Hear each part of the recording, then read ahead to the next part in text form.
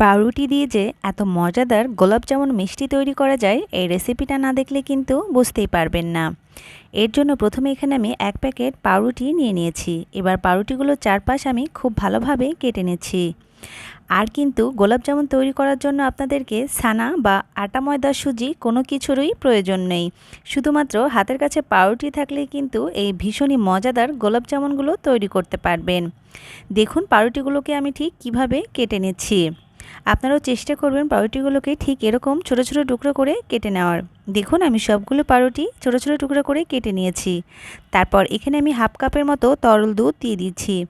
এবার এই দুধটা দিয়ে খুব ভালোভাবে পাউরুটিগুলোকে চেপে চেপে একটা সফট ডো তৈরি করে নিচ্ছি। দেখুন আমি একটা সফট ডো তৈরি করে নিয়েছি। তারপর হাতে আমি সামান্য একটু পরিমাণে ঘি মাখিয়ে নিয়েছি। তারপরে কিছুটা পরিমাণে ডো নিয়ে আমি একটা গোলাপ জামুনের শেপ দিয়ে নিচ্ছি। আপনারা আপনাদের পছন্দ মতো যে কোনো শেপের ছোট বড় করে নিতে পারেন, এটা সম্পূর্ণটাই আপনাদের ব্যাপার। দেখুন আমি গোল গোল করে এগুলোকে একটু করে মিডিয়াম সাইজ করে তৈরি করে নিয়েছি। আর কিভাবে করছি দেখে নিশ্চয়ই বুঝতে পারছেন।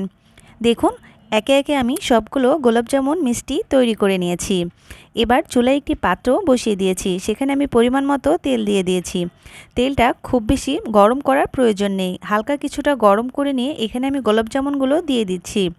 খুব বেশি গরম তেলে গোলাপ জামুনগুলো ছাড়ার ফলে কিন্তু এগুলো ভেঙে যেতে পারে, তাই হালকা গরম তেলে গোলাপ জামুনগুলো ভেজে নিতে হবে। দেখুন খুব ভালোভাবে এগুলোকে আমি তেলে দিয়ে উল্টে পাল্টে ভেজে নিচ্ছি। আর এই পর্যায়ে কিন্তু খুব আলতো হাতে নেড়েচেড়ে এগুলোকে ভেজে নিতে হবে। খুব বেশি জোরে জোরে নাড়াচাড়া করলে এগুলো কিন্তু ভেঙে যেতে পারে। দেখুন এগুলো ঠিক কীরকম কালার করে ভেজে নিতে হবে দেখেই কিন্তু বুঝে নিতে হবে। দেখুন আমি এগুলোকে গোলাপ জামুনের কালার করে ভেজে নিয়েছি।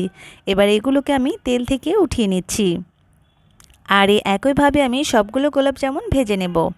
তারপর চুলায় আমি আরেকটি পাত্র বসিয়ে সেখানে আমি 1 কাপ আর 1 কাপের থেকে একটু কম পরিমাণে চিনি দিয়ে নিয়েছি।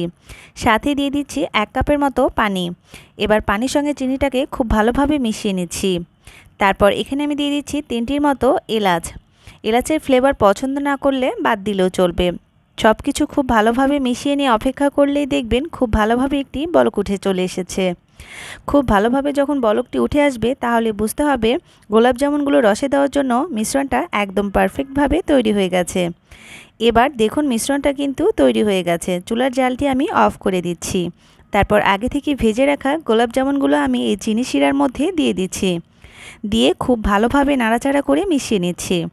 তারপর এটাকে আমি ঢাকনা দিয়ে ঢেকে দিচ্ছি। পারলে এটাকে সারা রাতের জন্য রেস্টে রেখে দিবেন। হাতে সময় কম থাকলে 2 থেকে 3 ঘন্টার মতো রেস্টে রাখলেই হবে। এগুলোকে আমি সারা রাতের মতো রেস্টে রেখে দিয়েছিলাম। দেখুন দেখতে কতটা সুন্দর হয়েছে আর কতটা ফুলকো হয়েছে। এটা দেখতে মাশাআল্লাহ যতটা সুন্দর, খেতেও কিন্তু ঠিক তেমনই মজাদার। এটা তৈরি করা যেমন সহজ এবং পরিবেশন করাটাও অনেকই সোজা। চাইলেই কিন্তু খুব সহজে আপনারা এই ভাইরাল পাউরুটির গোলাপ জামুন মিষ্টিটা তৈরি করতে পারেন। আশা করছি আমার আজকের এই রেসিপিটা আপনাদের অনেক অনেক বেশি ভালো লেগেছে। ভালো লাগলে বাসায় একবারের জন্য হলেও তৈরি করে দেখবেন। কারণ এটা তৈরি করতে কিন্তু কোনো রকমের ছানা বা আটা ময়দা সুজি কোনো কিছুরই প্রয়োজন নেই। হাতের কাছে পাউরুটি থাকলেই কিন্তু এই মজাদার গোলাপ জামুনটা তৈরি করে নেওয়া যায়। দেখুন একটি ভেঙে দেখিয়ে দিচ্ছি কতটা সফট এবং নরম তুলতুলে হয়েছে আর ভেতরটা একেবারে রসে ভরপুর। দেখেই বুঝতে পারছেন কতটা লোভনীয় হয়েছে। আশা করছি রেসিপিটা ভালো লেগেছে। আজকের মতো এখানেই বিদায় নিচ্ছি। আল্লাহ হাফিজ।